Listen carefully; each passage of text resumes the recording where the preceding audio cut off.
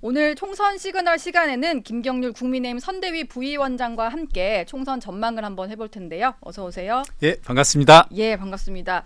가장 궁금한 게 몇 석 할 거냐 이거거든요. 네. 그래서 좀 첫 질문으로 여쭤봐야 될 것 같은데 어제 저희 이제 정치부에서 취재를 한 결과로는 국민의힘에서는 130석 이상이 목표이고 민주당은 153석 이상 이렇게 목표치를 일단 보도를 했는데 네. 김경률 부위원장 보시기에 지금 현재 판세로는 몇 석이 가능할 것 같으세요? 어제 사실은 예. 오전 방송에서 네.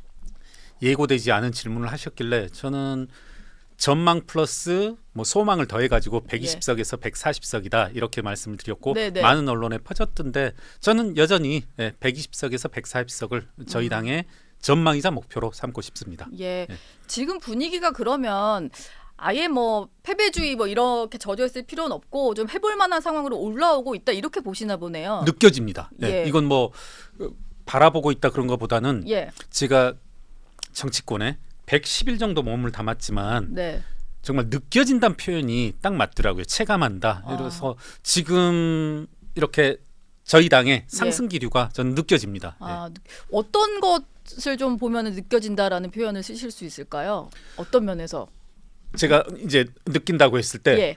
이렇게 기사님들, 네. 택시 기사님들 그리고 어디 방송 패널로 갔을 때 실제로 한 보름 전쯤에 모 방송에 갔는데 저를 바라보는 모습 그리고 말씀하는 게 네. 거의 다 상갓집에 온 네. 상갓집 상주를 대하듯이 이렇게 다들 예. 한마디씩 하더라고요. 정말 예. 저 그때 분위기가 이렇게 그렇군요. 꽉 가라앉았는데 아, 그 국민의힘이 초상집인 것처럼 알고 막 안타까운 표정으로 보셨나 봐요. 예, 제가 해당 네. 방송사를 갔는데 그리고 네. 이렇게 앉아 있는데 다들 안 됐다 불쌍하다 이런 식으로 이제 표정과 말씀들을 하던데 예. 이제 표정에 나오죠. 어제 뭐 그제 이렇게 방송국들을 다니면 뭐 네. 기자분들 표정이 이제 밝죠. 예. 저를 대하는 표정이 옛날에는 삼가 조의를 표한다 뭐 그런 표정이었는데 예. 지금은 보인다. 네. 좀 희망이 반등하고 있다. 뭐 이런 표정들이 보이니까 저도 이제 기분이 좋고요. 제 표정도 되게 밝아서 좀 예, 거기에 그렇습니다. 또 힘을 예. 받지 않으실까 앞서 싶은데. 나가신 김지호 부대변인. 부대변님 예. 저하고 인사도 안 하고 가시더라고요. 그런 예. 거에서도 느끼는 거죠. 네. 이제. 예. 아, 민주당 부대변인이 나와 이제 인사를 안 하고 갔다 예, 이런 처음 거에서. 제가 또 그런 거 기억에 오래 담아두고 예. 또 이렇게 군자는 뭐 복수를 뭐 10년 한다 하는데 예. 군자는 아니니까 한 3년 4년 복수하는데 네. 서정욱 변호사님은 밝게 웃는데 예. 김지호 부대변인 아주 표정이 하면서 저를 눈빛을 피하는 거 그렇구나. 보니까 야 선거 판세가 밝구나. 예. 예. 여러 가지 이제 사람들이 보여주는 언행에서 나오는 시그널들이 그런 것 있군요. 같아요. 예. 실제 체감 되더라고요 그런 게. 네. 국민의힘 같은 경우는 어제도 한동훈 위원장이 200석이 되는 것을 막아야 된다. 그 필요성을 상당히 호소를 하셨는데 이게 왜 중요한지 뭐 이미 많은 분들 아실 것 같습니다만 네. 좀 말씀해 주신다면 왜 그걸 강조하시는 걸까요? 아무래도 200석이라고 하면 의회 내에서 모든 것을 다 할 수 있지 않습니까? 뭐 네. 어제 홍익표 의원은 뭐 사면도 국회가 할 수 있는 거냐 뭐 그런 식의 반론도 하던데 네. 사실상 우리 이제 삼권 분립 하에서 의회 권력을 쥐고 있다라면 여러 가지를 할 수 있고 또 하나는 또 모든 걸 못하게 할 수 있잖아요. 행정부가 그리고 예. 용산이 뭐 네. 사법부에 이런 많은 기능들을 마비시킬 수 있기 때문에 예. 저희들은 특정 정당이 특정 세력이 200석 이상 가는 건 막아야 된다. 국정이 일방적으로 그와 같은 기조로 흘러가서는 안 된다. 이런 문제의식 하에서 한동훈 위원장이 말씀하시지 않나. 200석 이상을 야권이 가져가게 되면 대통령이 네. 거부권도 행사할 수 없고 무조건 야당이 그렇죠. 주도하는 법안은 통과가 되는 거죠. 네네네. 시행을 해야 되는 예. 거고. 그리고 할 수 있는 건 아무것도 없고. 예. 그러면서 반면 200석을 저지해달라 호소를 하면서 지금 경합 지역이 늘고 있다. 예. 그러니까 투표를 해달라 이런 말씀을 하시던데 경합 지역이 60곳까지 늘었다라고 얘기를 하더라고요. 실제로 좀 뭔가 붙어 있는 지역들이 꽤 많은가 봐요. 제가 해당 데이터를 공유하지 못했습니다. 네. 이제 그 저희 당에 가서 왜 우리는 못 봐요?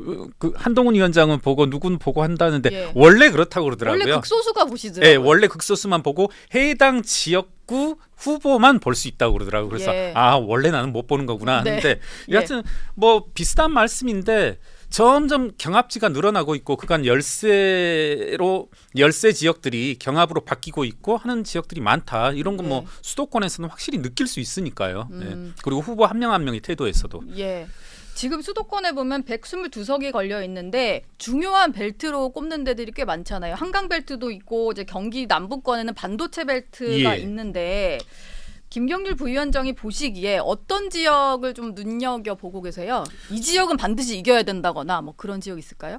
저는 한강벨트 뭐 이쪽에서 아무래도 시민사회 단체에서도 이제 경제 금융 쪽에 이제 집중을 했었으니까 예. 윤희숙 의원이 조금 선전을 해주셨으면 좋겠고 선전보다는 당선되셨으면 좋겠고 네. 또 하나는 같은 맥락에서 저는 평택정에 유이동 후보가 김현정 후보와 맞붙고 있거든요. 근데 저는 김현정 후보를 조금 눈여겨봤던 게 뭐냐면 네. 그간 뭐 문재인 정부 하에서 있었던 라임 옵티머스 이런 대형 사모펀드 사기 사건들의 예. 리스트들이 돌았었거든요. 네. 근데 이번에 보니까 이번 총선에 김현정도 리스트에 있었어야 될 인물이었다. 그러니까 그때는 뭐 이런 표현이 어떻게 들리실지 모르겠지만 예. 유명인이 아니어서 듣보잡이어서 실명화되지 않았었고 지금 김현정이라는 분이 그때 당시 라임 사태 당시 라임의 주범이라고 할 수 있는 김봉현 씨와 함께 예. 필리핀으로 외유를 가고 그리고 이제 그때 당시 언론 보도들을 보면 상당히 우호적이고 우호적인 선을 넘어서 이제 김봉현을 비호하기까지 하는 그런 발언들을 했더라고요. 그래서 예. 저는 이분 꼭 좀 눈여겨보고 조금 낙선시켜야 된다. 뭐냐면 이 사무국노련 위원장까지 하셨던 분이더라고요. 예. 그런 분이 이렇게 국민들에게 막대한 피해를 주는 금융 사기 사건에 네. 어떤 연루 내지는 그 편익을 일부 나누면서 외유를 갔다 오고 했었는데 예. 이분은 좀 낙마시킬 필요가 있다. 그리고 그게- 유이동 예. 그게 드러난 걸까요? 아니면 약간 심증 정도? 실제입니다. 실제로 좀 드러난 사건에서 이게 그러니까 이제 예. 유명한 사건이거든요. 네, 그러니까 유명하죠. 이 라임 김봉현 상당히 예, 예. 유명한 사건이죠. 김봉현 씨가 이 기동민 그리고 이수진 예. 우리가 흔히 아는 그 약간 취하신 듯한 이수진 후보 말고 예. 동명이인의 이수진 의원 계십니다. 예. 그분하고 이제 필리핀을 갔는데 그때 이제 필리핀 간 명단이 기동민, 이수진 이 정도까지 알려졌었고 네. 이번에 이제 김현정 후보가 추가가 된 거죠. 근데 이것은 제가 알기로 김봉현이 확인해주고 여러 곳에서 공고하게 드러났고 언론 보도에도 나온 사실입니다. 예. 그렇다면은 이게 수사가 어차피 그 사건은 이미 좀 진행이 계속 되고 있는 거니까 만약에 그렇죠. 더 하게 된다면 나올 만한 것 같은데 예. 그러다 보니까 유이동 정책위 의장이 있는 평택정에서는 유이동 의장이 당선됐으면 좋겠다 이렇게 보시는 네, 거군요. 유이동 의원도 이제 정무위 소속 의원으로 많이 활약을 하셨고 예. 이분이 이렇게 의정 활동하거나 하는 거 보면은 좀 소리 없이 강한 면모가 있으시더라고요. 이렇게 예. 티를 내지 못하시면서 네. 많이 저랑도 협업도 하고 했었는데 예. 좀 티 좀 내시라 하는데 아, 그걸 잘 못 티를 내시더라고요. 안 내고 하시는군요. 김현정 민주당 후보의 반론은 저희가 또 따로 들어서 네, 예. 전달해 드리도록 하겠고요. 일단은 그 지역을 꼽아 주셨고 오늘 지도부가 총출동하는 마지막 선거 유세가 저희 채널A의 왕도 상당히 가까운 청계광장에서 열리더라고요. 좀 아무래도 마지막 유세 현장은 상징적인 곳으로 정할 것 같은데 예. 청계광장을 선택하신 이유가 있을까요? 앞서 우리 서정욱 변호사님도 말씀하신 예. 자유우파의 상징과 같은 곳이다. 이명박 전 대통령이 이제 조성하시고 뭐 그 부분도 공감이 가고 네. 그리고 이제 앞서 저도 이렇게 커뮤니케이션 과정에서 말씀을 들었는데 지난 대선 때 이재명 후보가 마지막 유세를 하신 곳이다. 이런 것과 맞물려서 네. 충분히 저희 당의 현재 22대 총선 기조인 2조 심판 이것과 맞물려서 상당히 상징적으로 잘 선점하셨다 이렇게 생각되네요. 이재명 대표는 용산에서 하던데 예. 뭐 그거는 당연히 대통령실이 있는 곳이니까 좀 정권 심판을 부각하려는 의도다 이렇게 보이거든요. 이따가 이제 만약에 오시면은 조국 대표가 또 광화문 광장에서 하니까 여러 가지 좀 이제 세력들이 모이지 않을까 싶은데 예. 좀 어떻게 보십니까? 근데 이제 저는 많이 저희 당에서 조국에 대해서 좀 언급해달라 비판해달라 하는데 별로 오늘도 어젯밤부터 좀 반성을 한 게 내가 이번 총선 22대 총선에서 조국 대표를 많이 언급하지 않았다. 저는 돌이켜보면 조국 전 장관은 그냥 잡범이잖아요. 예. 이런 잡범을 내가 왜 언급해야 되나. 조국 전 장관의 약진, 조국혁신당의 약진을 바라보면서 예. 많은 생각을 하게 되더라고요. 그래서 저는 뭐 저희 당의 운명이 아니라 우리나라의 운명, 우리 정치의 운명을 위해서도 예. 조국 신드롬이라고 불려질 수 있는 조국 혁신당의 바람 네. 이것은 결코 바람직하지 않다. 네, 이렇게 보여집니다. 그래서 예. 예. 그 들어보니까 지금 거의 뭐 우리의 상대로 뭐 언급할 정도의 그런 가치가 있는 존재는 아니다 이런 말씀으로 좀 느껴지기도 저는 하는데요. 그렇습니다. 그러니까 예. 우리 정치사의 하나의 굴곡이 돼버리지 않을까. 조국 혁신당의 예. 약진이라고 하는 점이 네. 예. 결코 바람직하지 않죠. 저는 감히 좀 추정해 보면 뭐 트럼피시즘이라고 하죠. 그러니까 예. 미국에서 트럼프의 돌풍과 비슷한 거 아닌가? 뭐 자꾸 자신을 뭐 민주다 개혁이다 이런 식으로 진보다 포장하는데 예. 얼마 전 뭐 신문 칼럼 제목도 있었지 않습니까? 누릴 거 다 누린 40, 50대, 86세대라는 분들이 네. 정말 어떻게 보면 IMF의 태풍도 이분들은 피해갔거든요. 엄밀히 예. 따져보면은요. 40대들이 그죠? 예. 한번 IMF만 이야기해 보면 IMF로 인해서 윗세대들이 다 잘려나가고 실제 그때 당시 40, 50대 그리고 86세대라고 할 수 있는 저희 세대는 오히려 탄탄대로의 길이 열렸던 거거든요. 윗세대들이 다 잘려나가니까. 네. 그렇게 누릴 거 다 누린 분들이 마치 순환의 시대를 살아온 것처럼 그렇게 과포장하시면서 예. 또 마치 본인들은 모든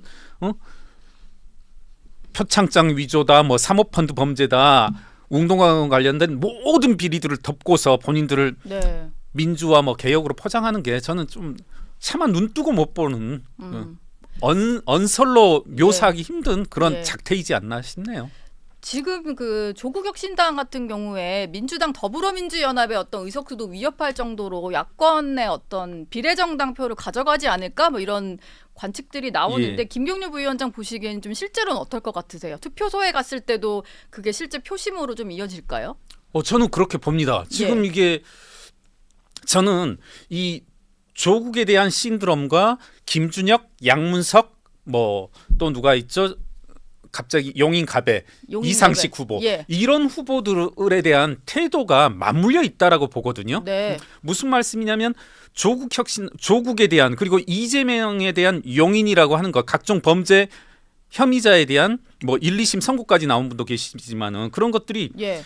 지금 김준혁, 양문석에 대한 태도에서도 그대로 드러난다고 생각을 해요. 네. 무슨 말씀이냐면 이분들 제가 민주당의 메시지들을 쭉 보고 있는데 이분들은 지금 그렇다는 거거든요. 김준혁, 양문석 내비둬도 지금 어떠한 조치를 취하지 않더라도 민심의 향배엔 영향이 없다. 예. 있더라도 극히 미미하다. 지금 이런 태도로 일관하고 있거든요. 네.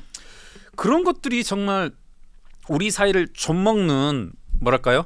뭐 상당히 뭐 기생충카 같은 예. 뭐 암흑이 퍼지는 그런 예. 뭐 배경이 되고 있지 않나 이런 생각을 합니다. 제가 오늘 되게 흥분을 네. 했네요. 그런 게 좀 하나하나 쌓이지 않을까요? 근데 여러 가지 후보들의 뭐 논란이 있지만 민주당이 당차원 예. 대응 안 하고 계속 덮고 지나가는 것들이 예. 유권자 마음에 좀 쌓이지 않을 리가 없을 것 같은데. 그렇죠. 예. 그러니까 저 오늘 집에서 나오면서 이렇게 생각하는 게 예. 한동훈 위원장하고의 뭐 짧은 기간 동안 네. 110일 짧은 기간 동안 이렇게 대화들을 생각해 보면 예. 한동훈 위원장은 지금 정말 도태우 후보, 장해찬 후보 예. 이런 분들 정리했거든요. 정리했죠. 네. 그리고 사실 그래서 보수 지지층에서는 김준혁 후보보다 장해찬 후보 말이 뭐가 더 세냐 그럼요. 이런 말도 하니까요. 비할 바가 아니죠. 예. 그리고 장해찬 후보는 20, 30대 때잖아요. 그리고 그때 당시 온라인 환경에서 15년 전, 20년 전 온라인 환경에서 젊은 친구들 뭐 그런 정도의 말을 뭐 할 수 있는데 약간 선을 넘은 거잖아요. 예. 그걸 지금 15년, 20년이 지나서 같은 잣대로 하는 건데 전 그런 면에서 본다라면 참 아쉽기도 하고 안타깝고 저 역시도 뭐 도태우 장해찬 후보를 정리하냐 하지 않느냐 하면 이제 정리하자는 쪽의 의견이었습니다만은 예. 우리는 그런 식으로 좀 뭐랄까요 도덕적으로 상당히 엄격한 잣대를 들이대고 공직에 네. 나갈 후보들에 대해서 태도를 취했는데 지금 민주당은 그렇지 않은 모습들을 보면서 국민들이 우리의 이런 마음을 좀 알아주셨으면 하는 것 공직에는 뭐 당연히 보다 깨끗하고 보다 국민에게 봉사하실 수 있는 분이 들어가는 영역인데 네. 그렇죠. 아무래도 이제 그런 후보를 내는 것이 공당으로서의 역할이 아닐까라는 기대를 하는데 네네. 이게 좀 깨지는 모습을 보니까 이게 대체 뭐가 맞는지에 대한 좀 혼란도 있는 것 같고 유권자 입장에서는 그런 생각이 좀 들고요. 안 그래도 이제 얘기를 하시다가 논란의 후보들을 좀 언급을 자연스럽게 해주셨는데 이상식 후보 얘기를 아까 하셔서 좀 여쭤보려고 합니다. 여기는 일단 후보 본인의 재산보다는 배우자의 재산 때문에 좀 논란인 것 같아요. 네네. 일부 뭐 신고 누락했던 부분을 본인이 인정하시기도 했는데 이번에는 이제 그 MZ 세대 MZ 조폭 투자설까지 좀 등장을 했더라고요. 그렇더라고요. 예. 그러니까 이제 그 시청자분들도 잘 아시겠지만 이상식 후보 관련 문제를 짧게 요약한다라면 네. 이상식 후보의 배우자께서 갤러리를 운영하시는 분이신데 과거 5년 동안 50억 넘게 재산이 늘었는데 같은 기간 동안 세금을 1,800만 원 정도 냈거든요. 그러니까 예. 상상할 바가 아닌 거죠. 네. 상상할 수가 없는 거고 이때 뭐라고 이상식 의원 측에서 답변을 하셨냐면 미술품은 세금을 안 낸다. 네. 미술품은 과세되지 않는다. 그게 맞다면 맞고 틀리다면 틀린 말이거든요. 예. 무슨 말씀이냐면 시청자분들한테 한번 이런 비유를 해볼게요. 시청자분들 연세가 있으신 분들은 중고차 한 번쯤은 팔아보셨을 것 테고 예. 또 뭐랄까요, 우리 젊은 세대분들은 중고나라 당근마켓 많이 이용하잖아요. 예. 당근마켓 저희 딸도 이제 그런 일이 있었어요. 무슨 카메라인데 뭐 정확한 금액은 기억 안 나지만 5만 원에 산 거 두세 달 후에 뭐 10만 원에 팔았다 이런 일이 있었거든요. 그래서 야, 너 그 속인 거 아니냐? 예. 아, 시세였다고 뭐 이런. 아 그래요. 그렇죠. 시세라는 건 있으니까. 예. 그래서 이제 그러면 우리 딸이 세금을 냈냐? 안 냈거든요. 예. 그럼 탈세냐? 아니거든요. 이렇게 예를 들어서 당근마켓이다. 하다못해 중고차를 사고 팔아도 세금 안 내거든요. 예. 왜? 세법이 열거되어 있지 않아서. 그래서 지금 이상식 후보가 말한 건 그거예요. 야, 그림은 세금 안 내. 우리 진행자분께서 그림을 팔았다. 세금 안 내요. 제가 뭐 5억짜리 그림을 사서 10억에 팔았다. 세금 안 내요. 그런데 갤러리 사장은 내야죠. 왜? 사업으로 하는 거니까. 영리 목적으로 하는. 그렇죠. 계속 반복적으로 하니까. 매입 뭐 이런 거니까. 예. 제가 이제 알기 쉽게 그리고 매우 신뢰되는 표현이지만 우리 이재용 회장이 핸드폰 야, 나 뭐 비자금이 걸렸다. 예. 이재용 회장님 죄송합니다. 만약에 네. 비자금이 걸렸는데 아니 그거 핸드폰 팔고서 받은 돈이다. 그게 왜 세금을 내야 되느냐. 그거 탈세한 거 아니다. 그러면 여러분이 핸드폰을 사고 팔고 당근에서 사고 팔고 하는 건 세금을 안 내지만 사업적으로 사고 팔고 한 건 세금을 내야죠. 그래서 예. 이상식 후보는 이게 사실은 그림에서 그런 시장이 존재하더라고요. 갤러리라는 사업체를 내걸고 네. 모든 그림을 갤러리의 이름으로 사고 팔고 해야 되는데 탈법적으로 이제 세컨 마켓이라고 부르더라고요. 본인들 예. 시장에서는. 네. 그러니까 명백한 탈법이죠. 그래서 이분은 사법적인 판단을 받아야 된다. 그리고 이제 심지어는 말씀 나오셨지만 MG 조폭 자금이 예. 투입된 그런 것까지 이제 단독 보도된 상황이라 이런 분은 공직에 나오면 안 되죠. 그 사실 미술품이 그러다 보니까 어떤 이제 일부 안 좋게 그 탈세의 목적으로 미술품으로 이제 거래하는 것도 드러나다 맞습니다. 보니까 그래서 예. 과세해야 된다 말까지도 나오는 거고 이게 결코 이제 그게 맞는 방향이라고 볼 수는 없는데 그렇죠. 예. 어쨌든 갤러리를 운영하는 지금 현재 부인의 예. 어떤 문제까지 좀 불거진 그런 상황인 것 같고요. 일단 이상식 후보 해명도 좀 저희가 한번 들어서 예. 전달을 해드리도록 할게요.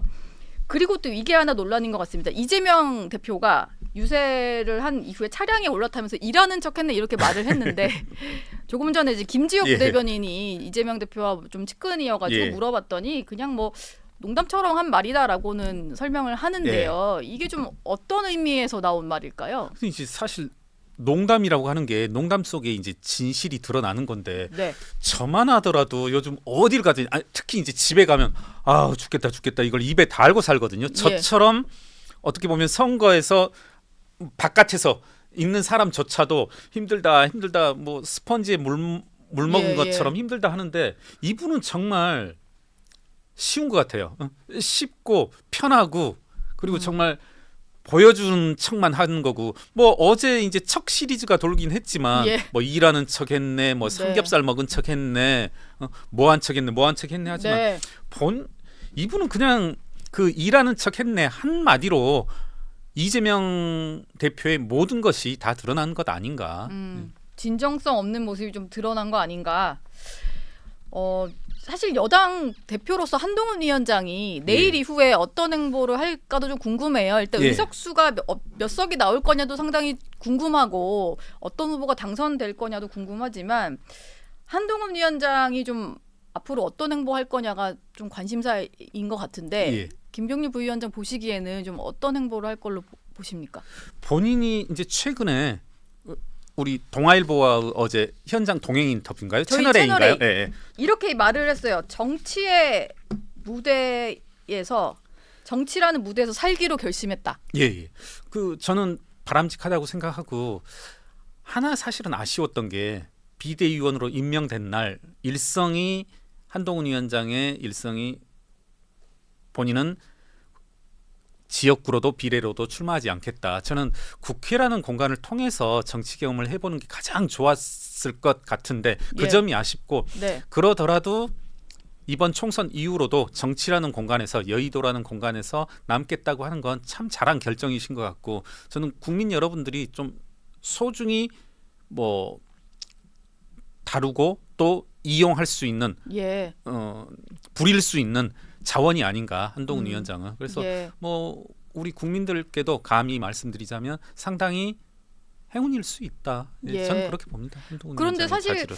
뭐 일당을 못할 경우에 예. 그냥 객관적으로 봤을 때 국민의힘이 총선에서 만약에 패배를 한 결과가 예. 나올 경우에 한동훈 위원장에게 뭐 다음 기회가 있을까 이런 말을 하는 분들도 있거든요. 결과에 따라 좀 달라질 수 있지 않냐 이런 얘기인데. 예, 예. 사실 뭐 그런 흐름이 있다는 거 저도 느껴지고 예. 비슷하게 측근이 아닌 저에게조차도 비슷한 압력들 발언들이 있는 걸 아는데 네. 총선 전에 그런 발언들이 나오는 게 저는 결코 바람직하진 않아 보이고 한동훈 위원장이 최선을 다하고 있는 상황 속에서 총선이 끝나면 분명히 여러 가지 압력들 예. 어떤 결과가 나오든 압력들이 있을 것 같아요. 네. 근데 뭐 잘 이겨내실 거라 생각하고 예. 결국은 그와 같은 한동훈 위원장 본인의 진로에 대한 선택은 국민들의 뭐랄까요 지지 그리고 국민들의 관심 내지는 국민들의 어떤 태도에 따라 달라지는 것이기 때문에 예. 저는 그렇게 본다라면 한동훈 위원장의 앞으로 진로라고 하는 것이 총선 결과는 상관없이 물론 네. 뭐 총선 결과에 따라 방향도 달라지고 강도도 달라지겠습니다만은 그렇게 나쁘지 않다 이렇게 봅니다. 저는 한동훈 위원장이 국민들로부터 많은 지지를 받고 있고 예. 진심이 많이 받아들여졌다라고 생각하기 때문에 네. 어떤 결과가 나오든지 간에 본인이 결심했다라면 정치인으로서의 길을 잘 밟아 나갈 수 있다 이렇게 여깁니다. 예. 지금 저희가 이상식 후보 측의 입장을 좀 전달해 드릴까 하는데 이상식 후보 측은 미술품을 위탁한 제3자들끼리 분쟁이고 배우자도 이제 그 조폭과는 일면식이 없다. 이런 해명을 했다고 해서 이 부분까지 좀 전달을 해 드리겠습니다. 네. 김병률 부위원장과 얘기를 나누고 있는데요. 이게 좀 개인적으로도 사실 억울하실 수도 있을 것 같고 이제 당을 위해서 일을 하다 보니 좀 오해도 생겼던 부분이 아닐까 싶어서 여쭤보고 예, 싶은데 사실 김병률 부위원장께서 그 대통령실을 좀 이제 지적하는 발언이랄까 예, 예. 좀 그런 말씀을 예, 하시다가 사실 보수 지지층한테서는 상당히 좀 비판 섞인 예, 목소리 예. 많이 받으셨잖아요. 예, 예, 예. 그래서 그거에 대해서 조금 당시 속내랄까 뭐 아니면 어떤 진정성을 갖고 내가 한 얘기였다랄까 좀 설명을 해주실 수 있을까 싶은데요. 근데 저는 예. 당과 용산 대통령실 그리고 당 내에서도 자유롭게 토론하고 그리고 뭐랄까요? 자칫 어떻게 들리실지 모르겠지만 갈등 요소가 있다라면 예. 우리 당이 저희 당이 하나의 목소리만을 대변할 수는 없는 거잖아요. 예. 국민들이 여러 층으로 나뉘어져 있고 우리가 대변하려는 국민들은 또 국민들 사이에서도 갈등이 있을 수 있는 거고 한데 그렇다 하나의 목소리는 내는 건 불가능하다. 그렇다면 언제고 독립적으로 서로 간의 공통점을 찾을 수 있다라는 노력을 전제로 해서는 네. 서로 다른 목소리 비판들은 언제든지 있어야 된다. 나는 동일한 사안이 있으면 또 비판할 거고 예. 제가 비판할 때는 상대방을 비판할 때는 제가 무조건 맞다라는 생각으로 비판하는 게 아니라 제가 비판하면서 논쟁하면서 대화하면서 협력해 나가면서 저도 달라질 수 있는 거니까 저는 너무나 자연스러운 모습이다. 그리고 자꾸 하나의 목소리를 내야 된다. 예. 내지는 뭐 당내 총지를 삼가야 된다. 저는 그 말에 동의할 수 없고. 예, 예. 예. 우리 민주당은 사실 그게 용인이 안 되지만 국민의힘에 들어와서 보시니까 그게 좀 되는 정당이던가요? 안 되니까 저 같은 예. 그런 사건이 터졌겠죠. 네. 예, 예. 저는 뭐 민주당은 이른바 뭐 개딸화됐고 예. 정말 이번 공천도 이재명 방탄을 위한 사천 일색이었었는데 국민의힘도 그래서는 안 되겠죠. 저는 예. 우리 사회가 자유민주 사회라고 한다라면 자연스럽게 모든 의견들은 뭐랄까요? 포용 가능한 범위 내에서 있어야 예. 된다. 때로는 갈등이 엇나갈지라도 그건 다시 인력이라고 해야 되나요? 어떤 예. 구심점이 있는 한은 다시 돌아올 수 있기 때문에. 예. 네. 저는 논쟁하고 서로 비판하고 하는 그런 게 자연스럽고 건강한 모습이다 이렇게 여깁니다. 네, 건강한 모습이었다. 120석에서 140석 예측을 해주셨으니까 선거 이후에 한번 다시 모셔가지고 분석도 한번 들어보도록 하겠습니다. 네, 예, 오늘 말씀 고맙습니다. 예, 감사합니다.